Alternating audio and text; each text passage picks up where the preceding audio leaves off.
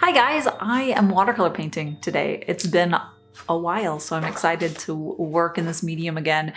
I am using a couple special paints today. I'm using an interference paint, which is just absolutely beautiful. I'll talk about it when I get to it, but I'm using that, and a very neon gouache paint. I just wanted to really play with this piece and let myself loosen up a bit with some of the elements that I included with it. And this is based on chaos. I'm going to talk a bit more about that in a minute, but yeah, I thought I'd take you along with me as I work on this painting, and we can talk a bit about the process of painting this. So I have all my stuff set up, ready to go, and now I'm going to do some little simple color tests just to see how I like colors paired together next to the sketch. When I'm working on smaller watercolors, sometimes I like to just work this method rather than going in and doing a really complicated and specific color comp. I like to come up with a couple of colors that I like together, and then I just pull from those as I'm working on the painting. So I'm going to explore a little bit and see what comes out of it. This sketch is based on the concept of chaos, and I'm doing another piece that's going to be the order side of it. So it's going to be chaos and order together. So in my mind, the way that I see this chaos character, I want her to feel like a nebula in space.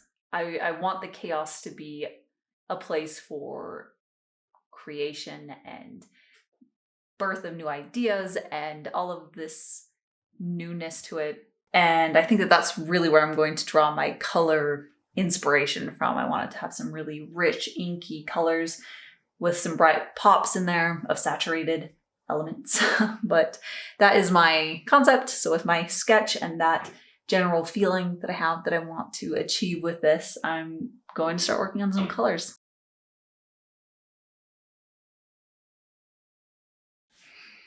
For her skin, I knew that I wanted to tilt it a little bit more cool. I wanted her to feel like she belonged in the environment that she was in, this galaxy nebula scene behind her that was all going to be very cool based. I also want her to feel a bit supernatural and like she is a magical, mysterious creature. So I did add a little bit more quinacridone violet to that mixture to achieve that. And I almost always do the skin color first. I like to make sure that that's set in there and that I've painted it.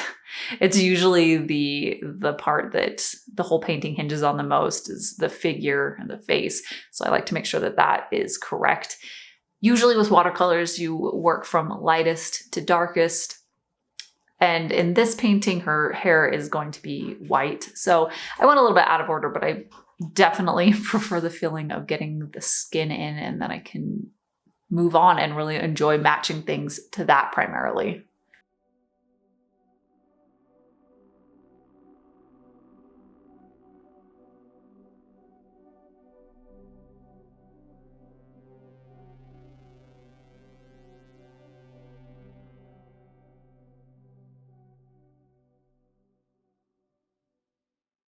This piece will actually be one of 3 stickers for the sticker pack tier over on Patreon for March.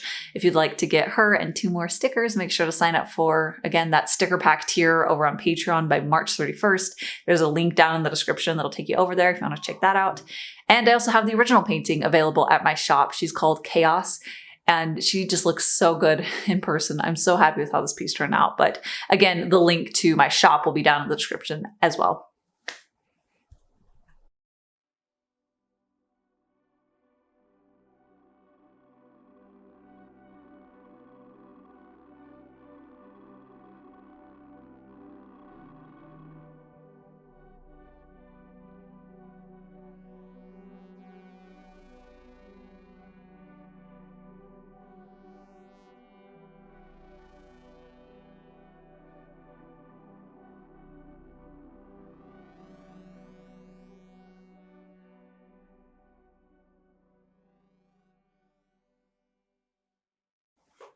I loved painting the background. I feel like that was really the cornerstone for this piece. This is the area that I knew would really set the scene and tell the story of this character the most out of anything going on in this piece.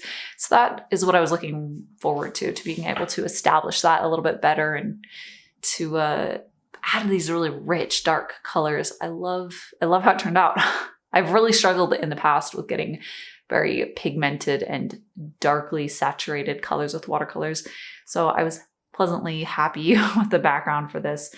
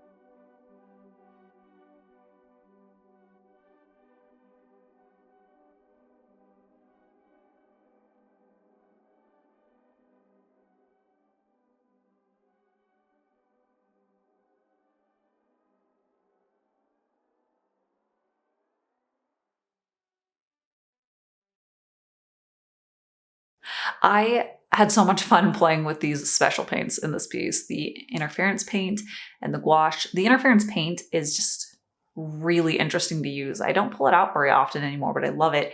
It has a shine to it, and it's different depending on if it's on top of a dark color or a light color and the way that the light is hitting it. So it works really well for areas like the background where I had some light areas and darker areas, and then I just applied it lightly. I used a little bit of wash or water to make it more of a wash, and that helped create a little bit of magic to this piece. So if you see it in person, if you were to get the original, which it is available at my shop, by the way, but if you were to have that, you'd be able to shine it in the light and see how this interference paint catches. But if the light isn't shining at it at the right angle, then it completely disappears, which I think is just really magical. I love that effect.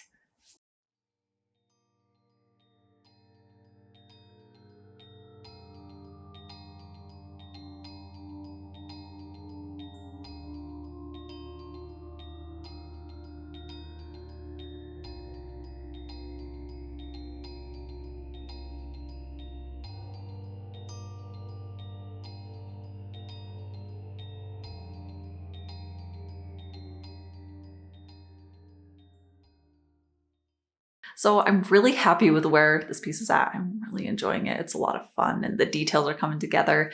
And now I think it'll be really fun to try something new, something that I've dabbled in the past, but never quite got it to work well. And that's incorporating gouache with my watercolors. There are certain effects that you just can't do without opaque paint.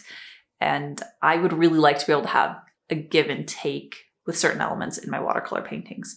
So we're gonna do that with this piece. I have this super fluorescent opera pink gouache that I'm excited to use. I think it's gonna work well with this. I have some quinacridone red. Actually, I think it's quinacridone rose, which is even more saturated, but I have that in the background, little touches of it. So I think it'll still tie in well as far as colors. It's not gonna be completely separated from everything else that's present. So I'm going to paint in these little crystals with this really bright gouache and hopefully get it to look like crystals, maybe a little bit glowy. So let's do that.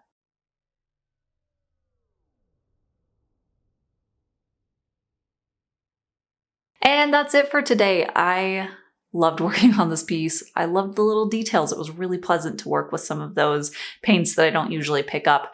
But again, this piece is going to be part of the sticker pack tier for March over on Patreon. So if you'd like to get a sticker of her, make sure to sign up by March 31st. There's a link down in the description. And the original painting is available at my shop. There's a link in the description. And of course, I want to give a huge thank you to all of my patrons. You guys are absolutely amazing. You are the reason that I'm able to work on pieces like this and videos. So thank you guys so much for that. Thank you guys for watching, and I'll see you next time.